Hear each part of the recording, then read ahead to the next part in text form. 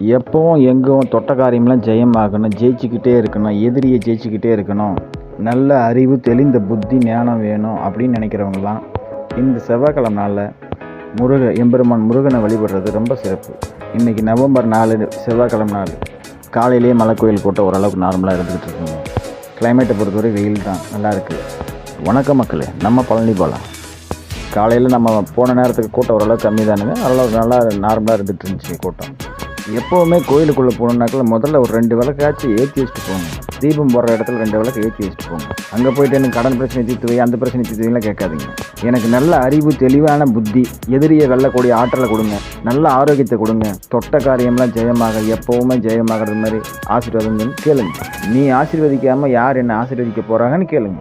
உங்களுடைய ஆசீர்வாதம் எனக்கு எப்போவுமே வேணும்னு கேளுங்க. பேர் புகழ் செல்வாக்கு எல்லாமே கிடைக்கும், நினச்சது நடக்கும். இன்னும் நம்ம சேனல் சப்ஸ்கிரைப் பண்ணிக்கோங்க. பக்கத்தில்